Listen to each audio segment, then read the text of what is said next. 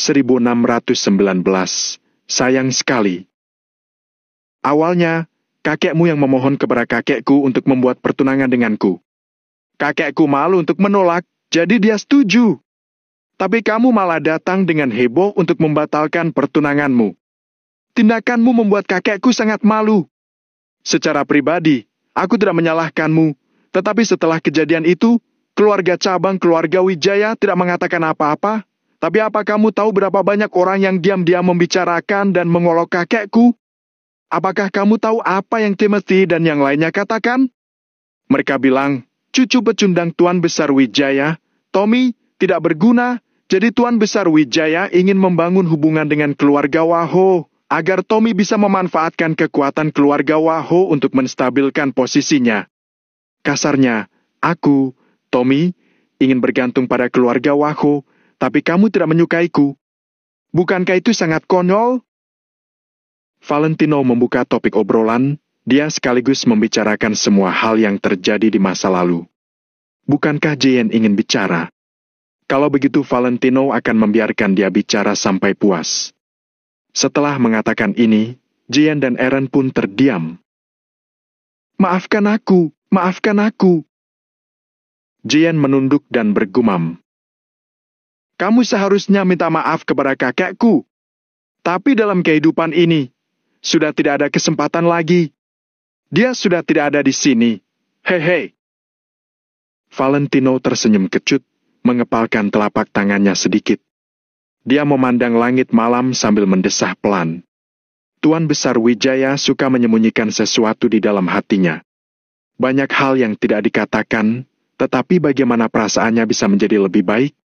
Kakeknya juga sangat peduli dengan permintaan maaf dari keluarga Wafu. Namun, dia tidak bisa lagi mendengarnya dengan telinganya sendiri.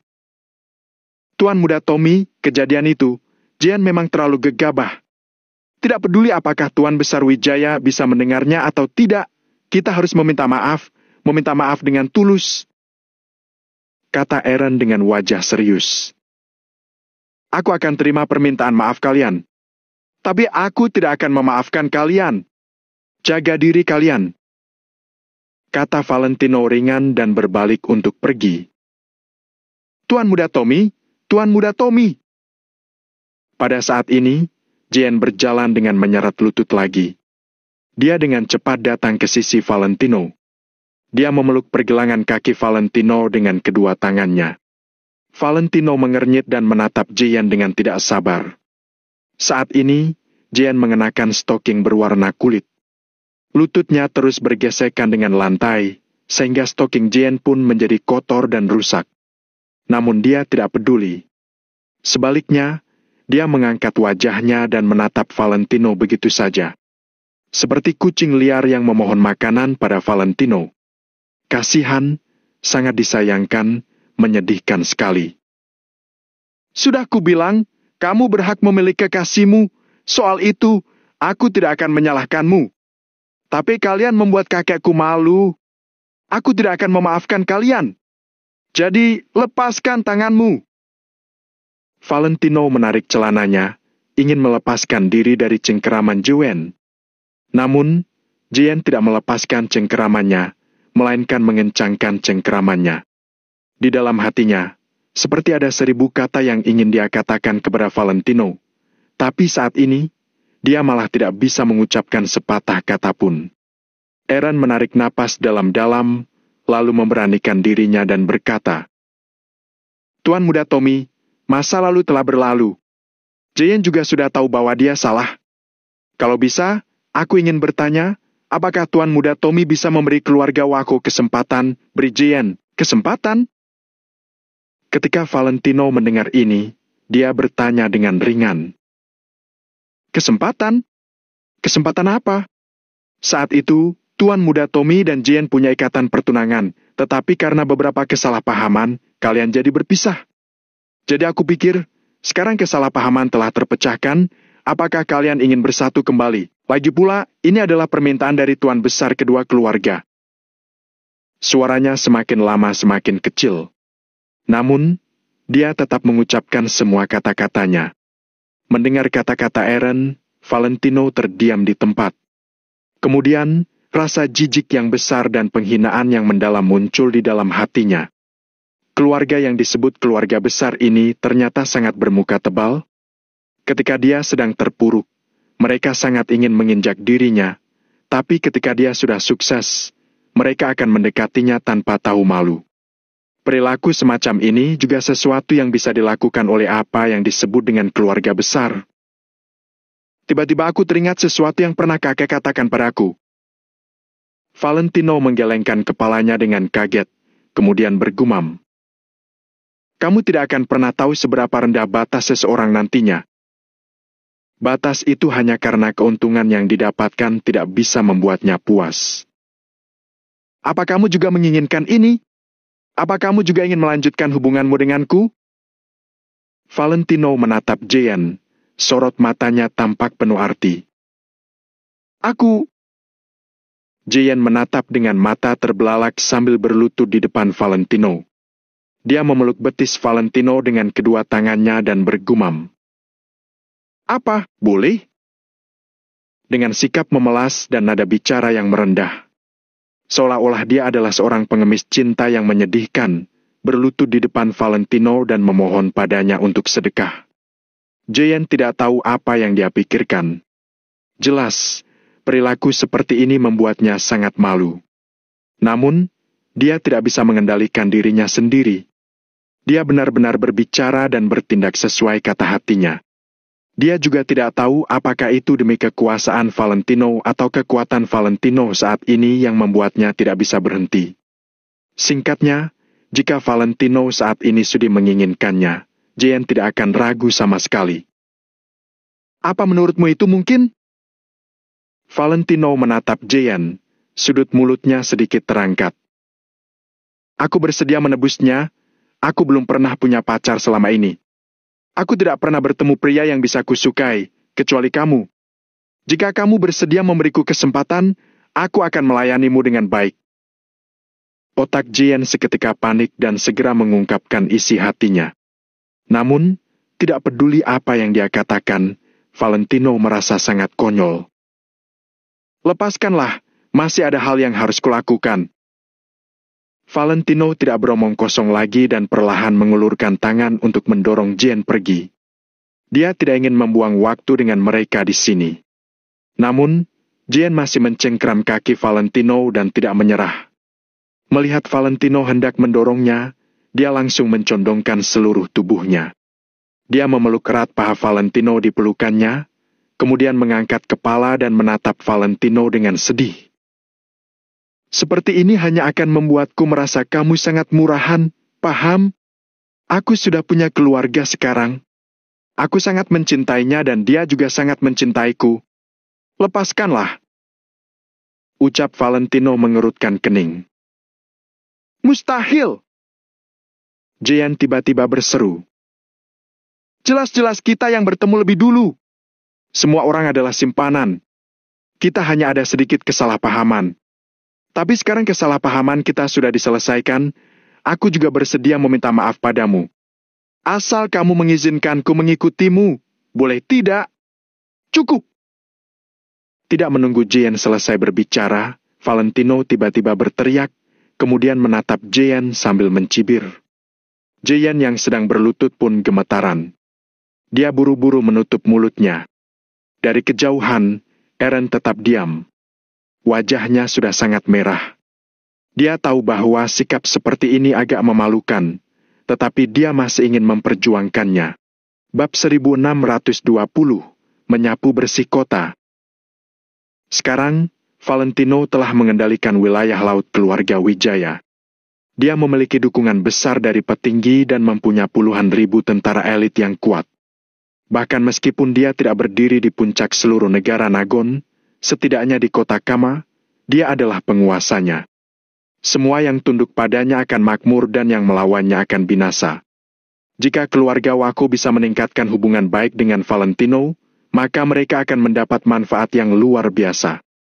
Karena itu, walaupun dia harus kehilangan harga dirinya, dia tidak akan ragu untuk melakukannya. Saat itu, Tuan Besar keluarga Wako berkali-kali berbicara dengan kakekku tentang masalah perjodohan sebelum kakekku menyetujuinya untuk sementara. Tapi saat Tuan Besar keluarga Waho meninggal, kalian langsung secara publik membatalkan perjodohan itu, bahkan bertindak seolah-olah tidak mengenalku sama sekali. Ketika aku jatuh, kalian memperlakukanku dengan dingin. Sekarang aku sudah sukses, kalian ingin mendekatiku? Aku ingin bertanya, siapa yang memberi kalian kepercayaan diri? Hah? Kata-kata Valentino membuat wajah Aaron dan putrinya memerah karena malu. Rasanya seperti ditampar belasan kali secara brutal. Kalian tidak salah, tapi cara kalian melakukan sesuatu itu yang salah. Jadi, izinkan aku mengatakan ini pada kalian. Kamu tidak bersamaku ketika aku kesusahan, sekarang kamu ingin ikut menikmati kejayaan? Kamu siapa? Lepaskan! Suara Valentino keras dan dia mendengus dingin. Dia secara paksa menepis telapak tangan Juen dan berbalik pergi dengan langkah besar. Tap, tap, tap. Langkah kaki Valentino sangat mantap dan sosok belakangnya tampak menjadi semakin teguh. Selangkah demi selangkah, dia terus menjauh. Dari awal hingga akhir, dia tidak menoleh ke belakang sama sekali. Mata Jien tampak dipenuhi penyesalan, kehilangan, dan frustrasi. Dia merasa dirinya terpukul. Kamu tidak bersamaku ketika aku kesusahan. Sekarang kamu ingin ikut menikmati kejayaan. Kamu siapa? Kalimat ini berulang-ulang bergema di benak Aaron dan Jien. Suara itu bergema dan tidak hilang-hilang dalam waktu yang lama. Suara itu menjadi semakin keras, dan pada akhirnya, seperti guntur siang hari tak henti-hentinya berdering di benak mereka. Kepala mereka berdengung. Wajahnya pucat seperti terkena sengatan listrik. Ketika aku dalam kesulitan, kamu tidak bisa mendukungku di sisiku. Lalu ketika aku mencapai posisi tinggi, hak apa yang kamu miliki untuk berbagi kebahagiaan ini denganku? Tentu saja, Aaron juga memahami kebenaran yang sederhana dan kejam ini. Dia hanya dengan naif berpikir bahwa Valentino akan sulit untuk menolak kecantikan Jien. Mario, apakah kamu melihat itu? Ini disebut berpikiran optimis. Itu namanya, ambil atau tinggalkan, kamu harus belajar dari Kak Valentino. Chris menghela napas, kemudian tertatih-tatih ke depan. Sebelumnya, Chris berada dalam kondisi pertempuran yang keras, tetapi dia tidak bisa merasakan sakitnya. Sekarang dia sudah rileks, rasa sakit akibat peluru yang menusuk daging dan darah benar-benar tak tertahankan. Itu mudah untuk dikatakan. Apa yang bisa dipahami oleh seorang jomblo sepertimu? Mario sedikit kesal dan mau tidak mau membalas. Aku tidak mengerti. Chris langsung sedikit tidak puas. Dia meregangkan lengannya dan berteriak. Pada awalnya, aku Chris Nagasan ini terhadap Angel kakak ipar juga. Pa? Sebelum Chris bisa menyelesaikan kalimatnya, Mario menamparnya di belakang kepalanya. Suara kepala botak yang terkena tamparan terdengar nyaring. Ngomong sembarangan. Jika nanti kamu berkata seperti itu lagi, Kak Valentino menghajarmu. Aku tidak peduli. Mario melengkungkan bibirnya dan mengikuti langkah kaki Valentino. Chris mengulurkan tangannya dan memeriksa dahinya. Dia menelan ludah, tapi dia masih tidak mengatakan apa-apa lagi. 20.000 prajurit Maple Pavilion berbalik dan mengikuti di belakang Valentino. Aaron dan Juen berlutut di tanah sepanjang hari, melihat Valentino pergi selangkah demi selangkah. Hati mereka dipenuhi perasaan yang bercampur aduk. Ayah, apakah kamu menyesal? Jien tiba-tiba menggigit bibirnya dan bertanya. Aku... Aaron tertegun sejenak, lalu dia berkata sambil menghela nafas panjang. Aku menyesal tidak menghentikanmu dan membiarkanmu melakukan itu. Kalau tidak... Aaron mengertakkan gigi dan masih tidak mengucapkan kata-kata berikutnya. Saat ini, sudah terlambat untuk mengatakan hal lain. Bahkan jika menyesal seperti apapun, sudah tidak ada gunanya. Aku menyesalinya, ayah. Aku benar-benar menyesalinya. Aku masih terlalu muda saat itu, jadi aku membuat keputusan yang salah. Aku sudah memikirkan ini sejak lama. Aku ingin menemukan pria yang sangat luar biasa, gigih, dan tangguh yang akan mengalahkan semua pria lain untuk menjadi pasanganku. Aku sudah mencarinya selama ini, tapi aku tidak pernah menemukannya. Baru sekarang aku sadar bahwa bukan aku tidak bisa menemukannya, tapi aku telah kehilangan dia beberapa tahun yang lalu. Aku tidak bisa menemukannya lagi. Ayah, aku sedih. Air mata Jane mengalir deras dan dia sama sekali tidak mempedulikan penampilannya. Dari terakhir kali Valentino kembali ke wilayah laut keluarga Wijaya, dia telah menahan gelombang emosi di dalam hatinya. Namun saat itu, Valentino frustrasi dan pergi, jadi dia tidak menunjukkannya dengan jelas dan masih bisa menahannya. Akan tetapi hari ini, dia menyaksikan Valentino pergi lagi. Emosi di hatinya seperti letusan gunung berapi, dan dia tidak bisa menekannya sama sekali. Ya, aku kehilangannya. Aku tidak bisa mendapatkannya kembali. Eran mengertakkan gigi dan melihat sosok Valentino sendirian di kejauhan, diikuti oleh pasukan 10.000 harimau dan serigala. Ia menghela napas panjang perlahan. Menyesal, rasa sakit yang luar biasa. Kesempatan langka yang tersia-siakan karena kesalahannya. Namun di dunia ini, tidak ada obat untuk penyesalan. Siklus karma dan pembalasan tidak kenal ampun.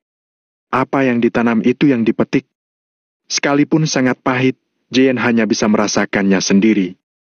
Eran menepuk punggung Jane, lalu menelepon dan meminta seseorang untuk menangani tempat kejadian. Mayat ke-9 orang itu masih tergeletak di tanah.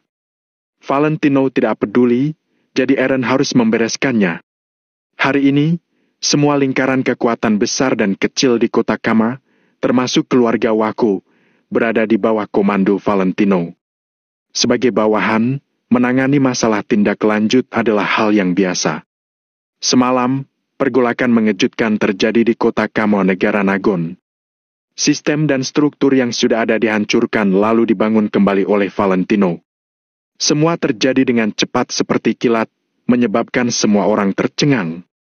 Hanya butuh 1 hari untuk membuat kota Kamo yang merupakan sebuah kota besar masuk ke dalam kendalinya. Para elit dari semua lapisan masyarakat, semua bidang, dan para petinggi dari semua pihak semuanya hancur dan tidak mampu mengangkat kepala mereka. Tidak ada yang bisa meniru apa yang telah dia lakukan. Setelah 3 tahun, nama Tommy Wijaya bergema di kota Kamo lagi. 3 tahun yang lalu, dia adalah anak terlantar yang dibuang keluarga dan sampah masyarakat yang tidak berguna. Bahkan perjodohan yang sudah diatur pun dibatalkan oleh pihak wanita. 3 tahun kemudian, ia bersama dengan prajuritnya kembali dengan kuat. Membunuh Timothy, mengambil alih wilayah laut keluarga Wijaya, kemudian membereskan semua kekuatan yang ada di kota Kama dan membuat kota Kama bertekuk lutut di bawah kendalinya. Bos dari semua pihak berlutut dan pihak wanita yang telah membatalkan perjodohan dengannya pun berlutut untuk memintanya kembali. Kontras yang begitu tajam membuat orang menghela napas. Dia yang dulunya lemah kini telah bangkit. Di matanya, semua manusia lain hanyalah setetes air di lautan. Setelah 200 atau lebih bos kota Kamo kembali, mereka tidak mengatakan sepatah kata pun tentang semua yang terjadi hari ini. Hanya 1 kalimat yang tersisa untuk dunia luar. Mulai sekarang, keluarga Wijaya kota Kama dan Tommy Wijaya akan menjadi satu-satunya yang harus diikuti. Dari atas sampai bawah, semua tunduk. Pasukan kecil di kota Kama itu terharu ketika mendengar berita itu. Mereka juga buru-buru menyerah dan menyatakan kesetiaannya. Bagaimana dengan mayoritas? Mau tak mau harus ikut. Di bawah kekuatan seperti ini, kamu hanya bisa menyesuaikan diri dengannya, bukan untuk memprovokasi otoritasnya. Ini adalah kecenderungan umum. Jika mengikuti arus akan bisa bertahap hidup. Melawan arus, kamu akhirnya akan hancur berkeping-keping. Pada saat ini, nama Tommy Wijaya adalah kekuatan besar di kota kamu. Tidak ada yang berani melawan. Dirinya saat ini telah berada di puncak dan menggoncang dunia. Bahkan menyapu bersih kota Kama pun hanya tergantung pada apakah dia ingin atau tidak. Di kota Kama, bahkan jika kamu kaya dan berkuasa, lebih baik jangan menentangnya. Dia adalah penguasa di kota Kama. Bab 1621, semuanya telah berubah. Di wilayah laut keluarga Wijaya, Pulau Wire, Chris dan yang lainnya belum pergi. Dalam perang besar, Valentino menang, tapi juga menghancurkan wilayah laut keluarga Wijaya. Ada yang rusak dan harus diperbaiki. Gedung-gedung harus diperbaiki dan kekacauan harus ditenangkan. Seseorang harus melakukan semua hal ini. Oleh karena itu, puluhan ribu prajurit Maple Pavilion tidak pergi untuk saat ini. Mereka akan bekerja lembur semalaman dan menggunakan hari esok untuk memperbaiki wilayah laut keluarga Wijaya. Kemudian 2 hari lagi akan diadakan upacara penobatan Valentino sebagai kepala keluarga Wijaya. Pada saat itu, pasti semua orang yang datang dari seluruh kota Kama tidak ada yang berani menolak. Bulan yang tergantung tinggi di atas langit bersinar dengan cerah, permukaan laut pun berkilau dengan indah.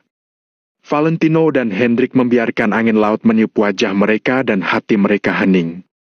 Di belakangnya, banyak orang menambal lubang dan memperbaiki rumah-rumah. Pak Hendrik, lihat tempat itu. Dulunya adalah taman bunga.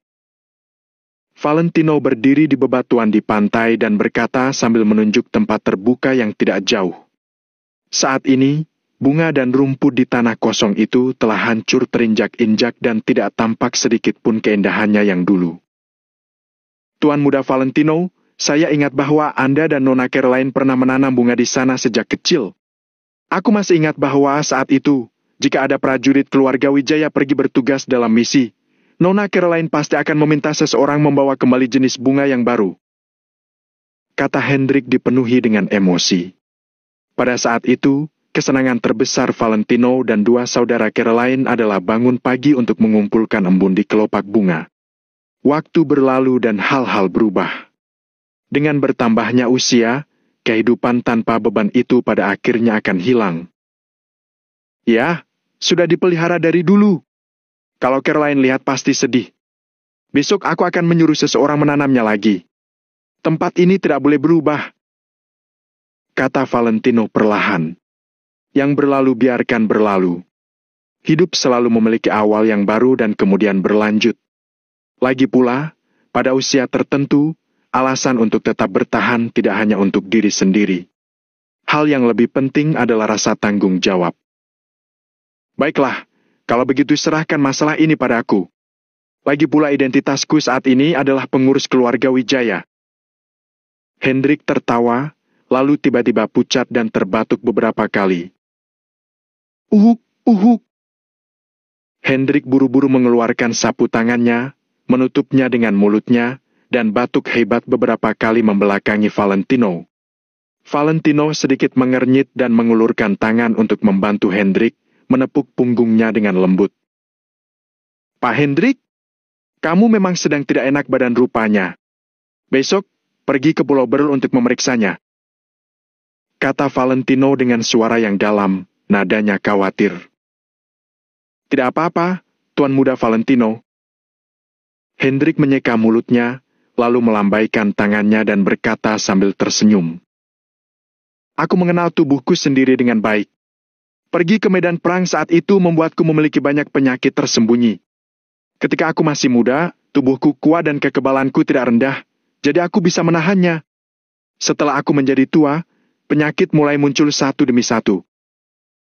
Nada bicara Hendrik santai dan ekspresinya tenang, seolah dia benar baik-baik saja.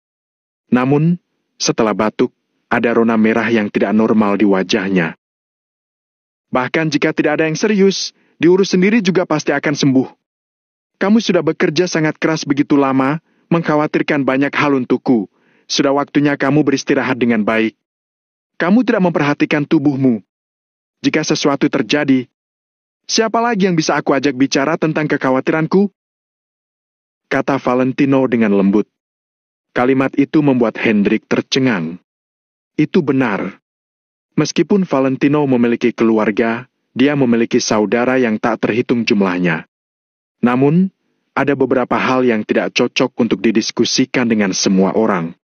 Status Hendrik juga sangat penting dan sangat diperlukan. Sesaat kemudian, Hendrik mengangguk dengan berat dan berkata, Tuan Muda Valentino, aku mengerti.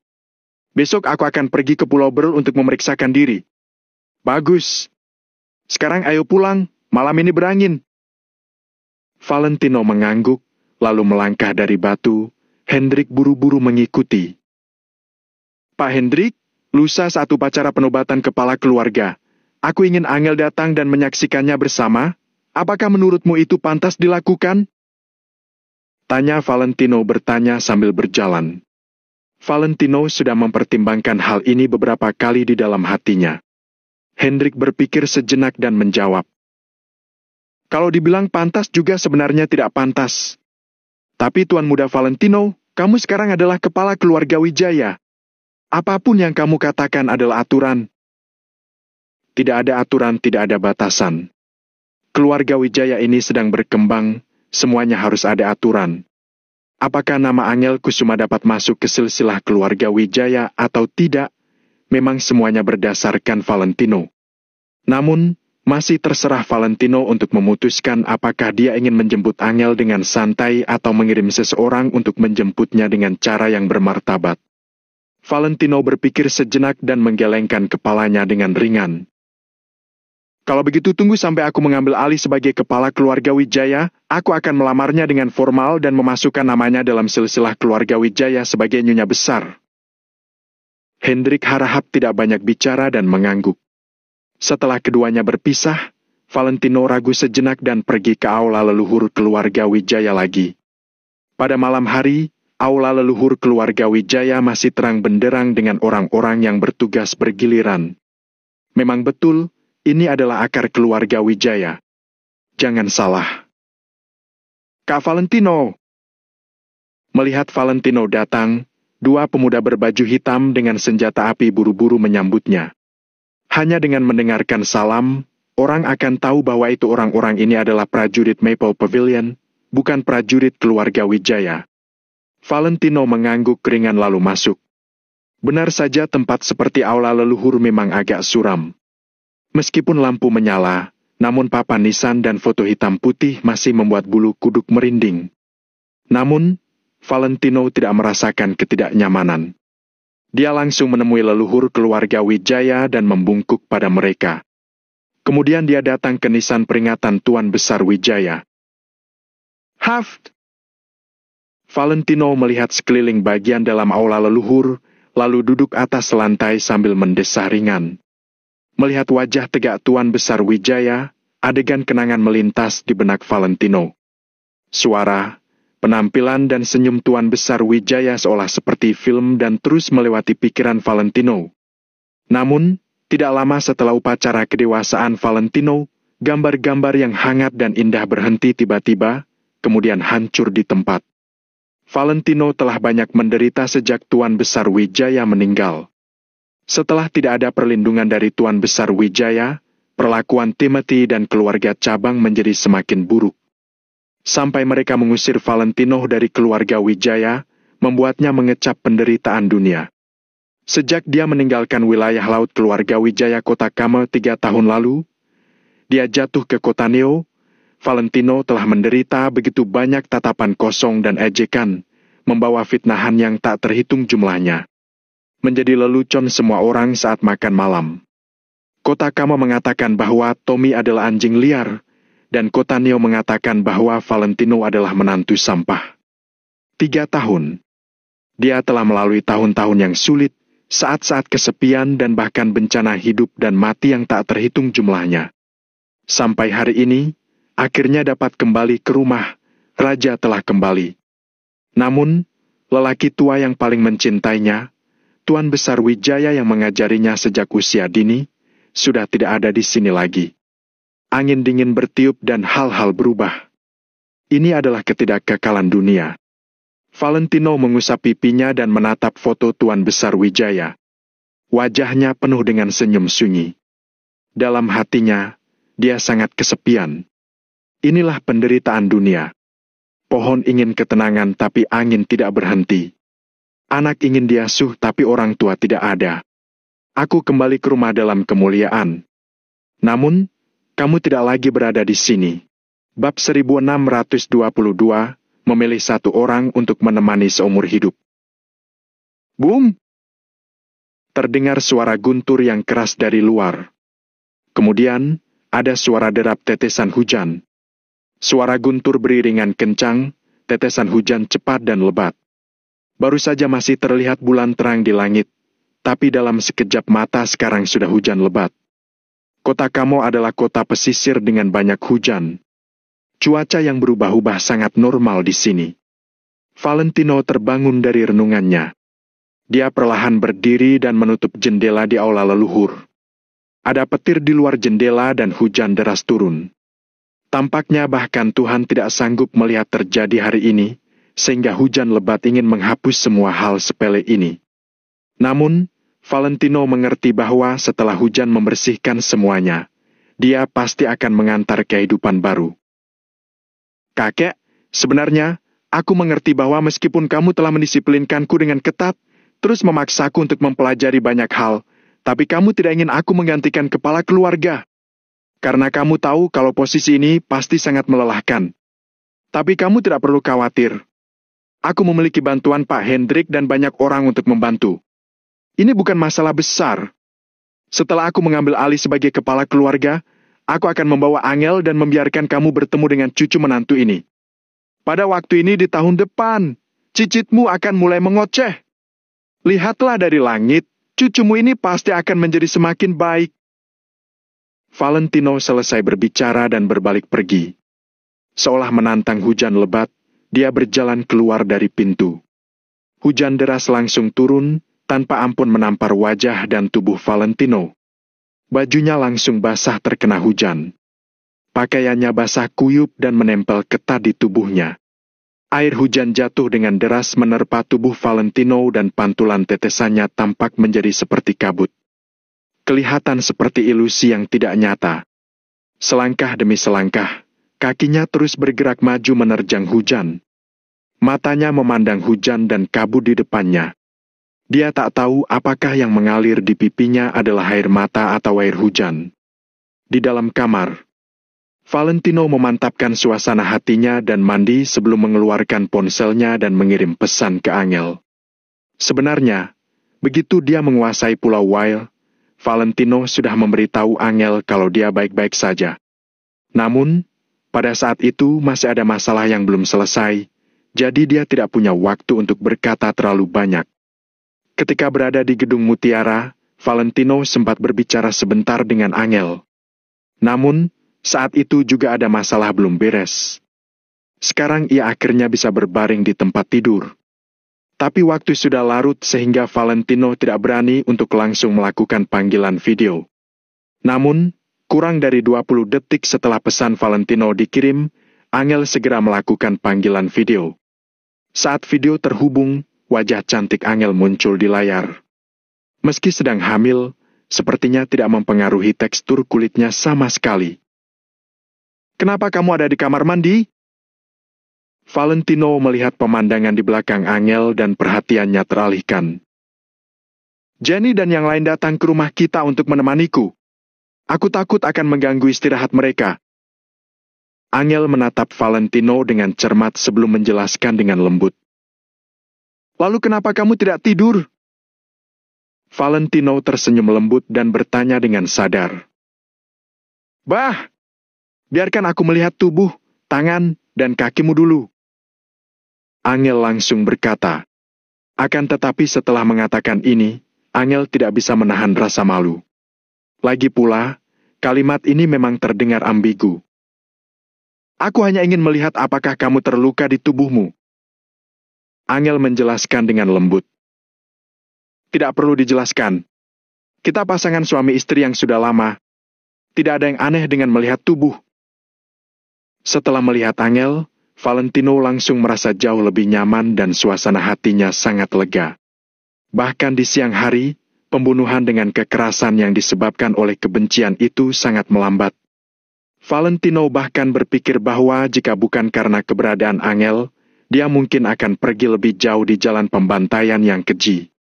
Seperti yang dikatakan Master Hardy dari Kota Neo, satu pikiran menjadi malaikat, satu pikiran menjadi iblis. Namun, karena ada Angel, Valentino pasti tidak akan tenggelam sejauh itu. Pasangan suami istri lama juga bisa malu-malu loh. Kenapa kamu bisa seperti ini? Angel melengkungkan bibirnya dan bersikeras memeriksa seluruh tubuh Valentino. Setelah memastikan bahwa tidak ada luka, dia baru merasa lega. Valentino sangat senang. Ada istri yang baik di keluarga dan kerabat di kejauhan. Perasaan seperti ini benar-benar membuat orang merasa lebih hangat. Tidak peduli seberapa kejam perang di luar, selalu ada orang yang peduli dengan diri mereka sendiri dan suasana hati mereka secara alami akan sangat nyaman. Apa kamu sudah merasa lega sekarang? Valentino mengulurkan tangan dan menggaruk telepon, seperti sedang menggaruk hidung kecil Angel. Hehe, Valentino, katamu tentang suami istri lama? Kita telah menikah begitu lama. Tidakkah kamu akan merasa bosan? Kata orang, pernikahan adalah kuburan cinta. Seindah apapun cinta, perlahan akan menjadi dengan hari-hari yang tawar dan membosankan. Angel tersenyum sejenak, diikuti dengan tatapan agak malu-malu pada Valentino. Ada perasaan tidak percaya diri pada dirinya, jadi dia ingin melihat reaksi dari Valentino akan seperti apa. Aku tidak akan bosan. Valentino tampak sangat serius dan mengucapkan kata itu.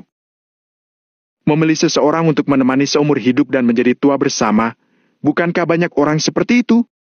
Aku tahu apa yang kamu pikirkan, tapi jangan terlalu banyak pikiran. Kita sudah nikah. Hubungan apapun yang berlangsung lama sebenarnya menjadi tanggung jawab. Tanggung jawab yang mengalahkan cinta kasih. Saat Valentino berbicara, Angel mendengarkan dengan sangat cermat dan mengangguk dari waktu ke waktu. Matanya yang besar penuh dengan emosi. Yang lain mengatakan bahwa aku adalah master di Cotaneo, berdiri di puncak dalam posisi tinggi. Sebenarnya aku ini hanya orang biasa. Aku juga ingin menjadi orang biasa. Aku tidak kekurangan uang untuk dibelanjakan. Aku aman dan sehat. Aku memiliki orang-orang yang aku cintai dan orang-orang yang mencintaiku di sisiku. Itu sudah cukup. Valentino tersenyum lembut dan berkata dari lubuk hatinya. Angel mengangguk berat. Wajah kecilnya yang lembut dipenuhi dengan emosi dan keseriusan. Suamiku, lihat perutku. Apakah sudah semakin besar? Angel bertanya dengan sungguh-sungguh. Valentino tidak bisa berkata-kata. Bukankah dia hanya pergi selama 2 hari? Ya, sudah semakin besar. Sepertinya itu anak kembar. Setelah aku kembali, aku akan membawamu untuk memeriksanya. Kata Valentino. Aku tidak menginginkannya. Bukankah kita sudah sepakat untuk tidak memeriksa jenis kelamin bayinya? Mau bayi laki-laki atau bayi perempuan, itu hasil cinta. Itu hadiah terbaik yang diberikan oleh Tuhan. Jadi, aku tidak ingin memeriksanya. Tak peduli pria maupun wanita itu baik. Angel menutupi perutnya dengan satu tangan dan berkata dengan serius. Oke. Jika kamu tidak ingin memeriksa, maka kita tidak akan memeriksa jenis kelaminnya. Tapi masih perlu memeriksa kondisi janin atau semacamnya, kan? Ini masih perlu. Valentino berpikir sejenak dan berkata, kamu tidak kurang informasi ya? Kamu bahkan tahu hal-hal ini, haha. Ketika kamu kembali, aku ingin pergi bersamamu dan melakukan USG 4 dimensi untuk melihat seperti apa bayi kita, oke? Angel berkata sambil menggosok perut bagian bawahnya dengan lembut dengan kebahagiaan di wajahnya. Bab 1623, menurutimu. Baiklah.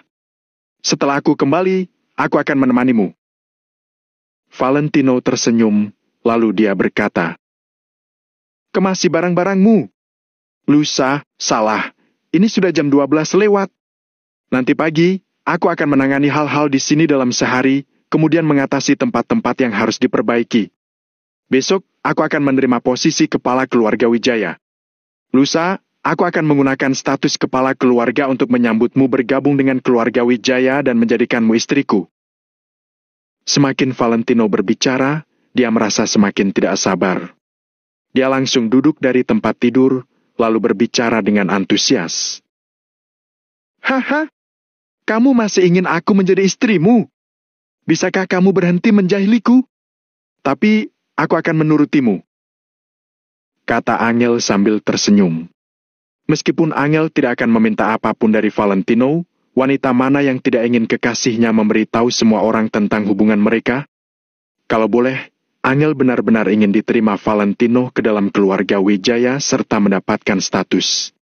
Angel mau mengambil marga Valentino. Oke, kalau begitu, setelah aku menangani masalah di sini, kita akan mengadakan pernikahan yang akan membuat seluruh negara Nagon heboh, lalu menyambutmu bergabung dengan keluarga Wijaya.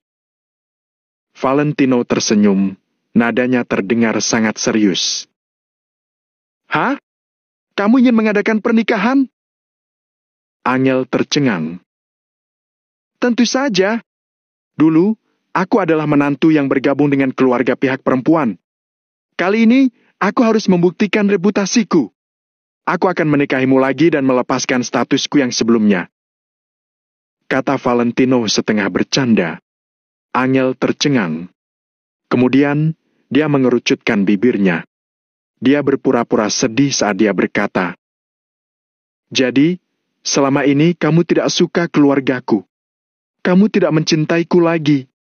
Haha, bukan seperti itu. Tapi aku serius.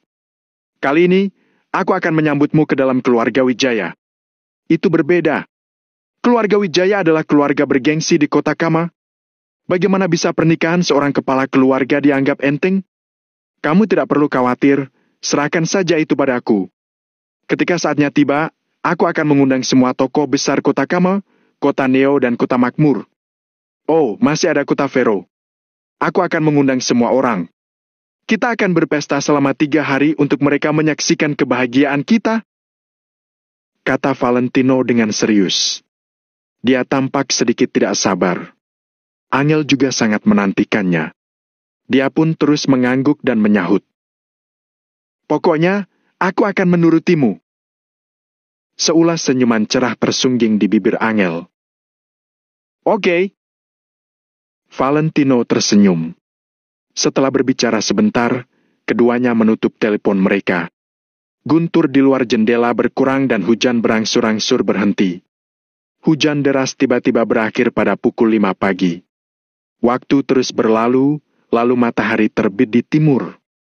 Matahari mulai perlahan-lahan menunjukkan diri dan menerangi seisi bumi. Valentino tidur sampai matahari terbit, kemudian dia baru membuka matanya. Kelelahannya pun langsung menghilang. Kemarin, Valentino terus bertarung. Dia sendiri bahkan melawan belasan orang. Ditambah dengan tekanan di hatinya, Valentino benar-benar merasa sangat lelah. Setelah istirahat semalaman, kondisi fisik dan mental Valentino pulih. Saat melihat matahari yang hangat di luar jendela, Valentino menjadi sangat tenang. Fuh! Valentino mengembuskan napas panjang, kemudian dia turun dari tempat tidur. Dia merasa sangat bersemangat. Setelah melakukan peregangan, sendi-sendi di seluruh tubuhnya berbunyi. Nyamanya.